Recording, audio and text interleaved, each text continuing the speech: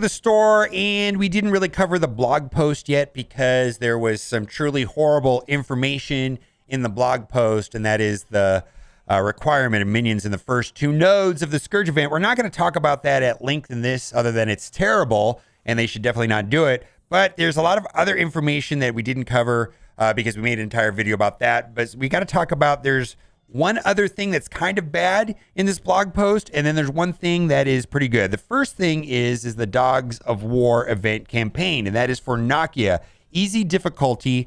Battle through the easy campaign missions to earn Nakia shards directly from the first time rewards. And it looks like there's going to be 39 Nakia shards in the first time rewards on the easy difficulty. And then we should have gotten 5 from collecting from the web store. And then by doing the first time rewards, there should be an orb to open. So you will be able to unlock Nakia by going through the easy campaign. But this is I'll get to why I think this is a bad thing in a minute.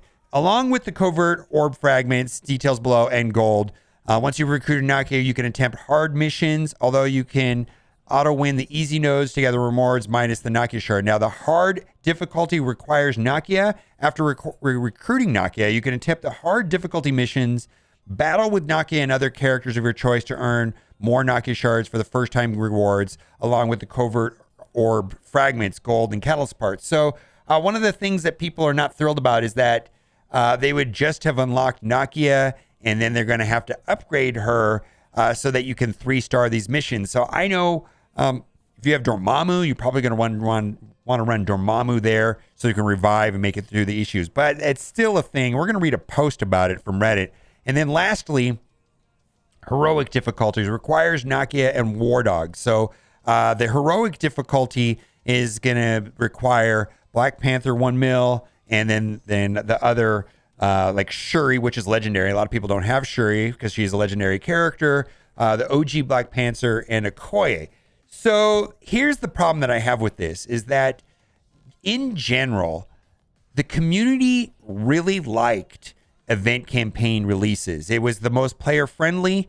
It didn't need changing or fixing. Now, regardless if this is better or worse, and I believe it is worse, they worked and wasted time changing something that the community already liked. They could have used that time fixing other issues in this game that the community hates. But this wasn't already an event that was perfectly fine and that we all loved and were looking forward to. Requiring Nakia for a heroic is a step in the wrong direction, and this is a little bit different take. We can see it in game. You supposedly can unlock Nakia in easy. You need full War Dogs for heroic. Let's overlook for a moment whether this turns out to be a good overall change, because we really won't know until we play the event. There's another underlying problem which is requiring Nakia for the heroic level event, even if she's an easy unlock and players have Black Panther 1 mil unlocked, which is possible free to play. Kudos to Scopely for that. You still have to build up Nakia and Black Panther 1 mil enough to 3-star the heroic nodes. So you have to upgrade these characters enough to make it, like some people were just going to unlock them and let them sit and upgrade them later. So this is a valid complaint. I mean, I think a lot of people are going to upgrade them, but it forces you to upgrade them now. That's a lot of resources to dump into single character in day 1 or 2, depending if you've already unlocked Black Panther 1 mil. Even with gold spending event going on top of that, if players don't have resources hoarded to power up those 2 characters, every day those characters lose out on progress by farming the hard or easy instead of the heroic, and or have to waste time manually playing those nodes on heroic. And that's if you can't 3-star the nodes. For companies says they don't want players to feel the need to hoard and want players to have less low quality screen time, unnecessary and player unfriendly change is a major step in the wrong direction. And that is not even getting the change to heroic level requiring 5 specific characters, which include new characters, 1 legendary character. And I think that's all fine. But mostly for me, I feel like it was a waste of their time. Something the community already liked, they wasted time changing it and potentially making it worse. All right, let's keep going. Covert orbs. Covert orb features Nakia character shards in the side pillars and characters with limited time covert trait characters in the center pillar, including a Nakia higher drop rate. There are some characters in there that are higher demand, meaning they haven't been out. So I'm not talking about good characters, bad characters, talking about characters that are not farmable or we don't have shards for. So, of course, Nakia, but Phantom X, which is behind me, and Spider-Woman. And there also is going to be a blitz event with these characters later, which if they, depending on where they're gear tagging, if they're gear tier above 13, then you get more points. So this covert tag will be in the orbs, and then that'll also be required in some sort of blitz event. Spy game milestones. So this is going to be a 7-day milestone, which is spending power cores. Wow, always like spending power cores. Drop dead milestone. Open covert orbs. So this is going to be an overlapping event, which coordinates with the Nakia event, which I do like it when they have the overlapping events where you get extra stuff for unlocking. Sleeper Agents web milestone. So this is the blitzing part. Blitz to rack up points, 7-day milestone. Rewards spy game milestones, which can be claimed on the web, and you'll earn more points from the covert trait characters, which we just went over. And that depends if you get more points if they are gear tier 13 and gear tier 15. Coordinated assault. It feels like we just finished a coordinated assault. So this is a standard event that runs usually twice during the course of the month-long event, where it requires your alliance to spend ISO 8 resources, and it looks like the math on it is the same. Then we're going to have a quick rumble blitz, which requires guardians, and then this is where it kind of gets weird. Claws of Fury, and the Claws of Fury starts the week after. Also noted that this blog post is supposed to cover 2 weeks, so there will not be a blog post next week. So the events that are going to be starting on the 21st, and then the following week, the events are going to be starting on the 28th. And we talked about this yesterday inside of Offer Review about the event, Powerful Pause Milestone, collect power cores.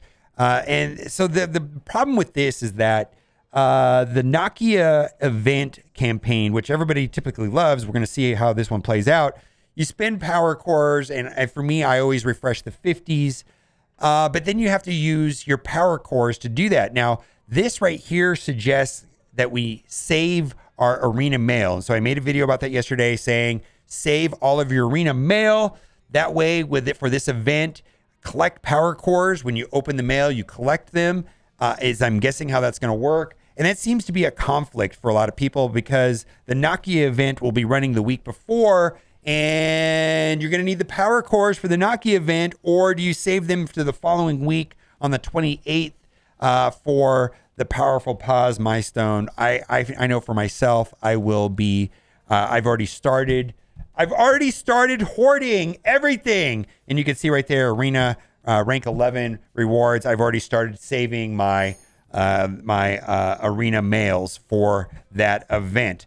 The only other thing that's worth talking about really is that there's a free daily claim. Yes, there is a free daily claim. Let's see, that is right here, where you can claim that in the store. You get a training material and a gold orb, and then you get some event currency towards the Black Panther month-long event. And then immediately after, it pops up a $5 offer, which has 500,000 gold, some training materials, a gold orb, and a training material orb. And I thought that this was an okay offer. I did purchase it. And so there you go. This pops up right after this. All right, let's keep going on the blog post. Famine Scourge event is starting on the 19th. So that way you can get Rogue. They also talked about the event leaderboards and how the tiebreakers are being solved now. And this went live before. And I think this is a good thing. But basically, and this is the way it works, is going forward, ties will be identified and resolved at the time the scores are recorded, which I think is good. So you know real time what your leaderboard placement for a Scourge event at any given moment. Ties will be broken based on who recorded that particular run score first. And I think that's not too controversial at all. Death Scourge events, pretty much garbage. And I made an entire video with Reminix earlier today about this. Nodes 1 and 2 will require minions. And my suggestion is to wait to the event because and hoard resources because upgrading the wrong minions. Right now, there aren't any good minions, if I'm being frank. If I'm being honest, They're just not great. Currently, I think the last ones that people would have reasonably upgraded would have been the Ravager minions, which would have been Stitcher, Boomer, and Bruiser, and then maybe Merc Lieutenant and Merc Riot Guard. But what if they buff certain minions? What if they buff aim? What if they do? They bring MODOK to the game. So I don't know if I'm going to recommend for anybody to upgrading the minions, because right now, even the 5 minions that I mentioned have very, very, very limited use. I mean, the Kree is not that great. I mean, they're used on a C tier war offense team, but they also require Star-Lord T'Challa and Yondu. And then as far as I'm concerned, Merc Lieutenant, Merc Riot Guard, I don't even use them on defense and war anymore because Taskmaster has been moved to the Underworld. So this is largely not a great thing. Not a lot of people are excited about being compelled to upgrade characters that they don't like. Also, it's worth noting that this is Node 6 and 7 is non-legendary mutant. So you won't be able to use characters like Phoenix, Rogue,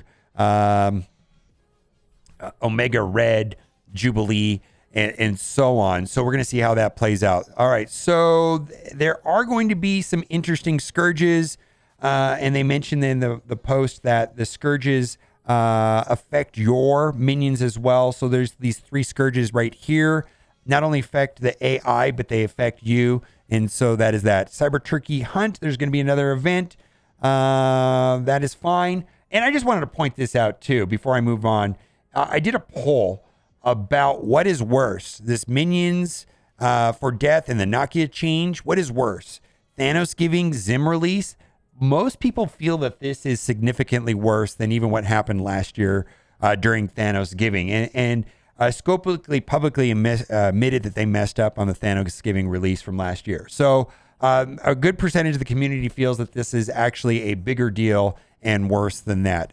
One thing that is good, and I just want to say, is the updates to MSF.gg is good. But the thing that is better than that is Mr. Negative is going to be on the web, and he's going to be like a Wolverine login you can collect. The first free claim will be for 10 Mr. Negative shards, and the subsequent daily free claims will be 5 shards. So if you go to the web store every day, you should have Mr. Negative unlocked and at 7 stars over a course of 160 something days. So over the course of about 5 months. So basically, Mr. Negative is going to be the Wolverine of the web store. So I think that is a good thing. Red Star availability, Zombie Iron Man will have 6 and 7 dark promos. I don't know if that is worth doing, frankly. I feel like he's good. I didn't even do 1 star on him.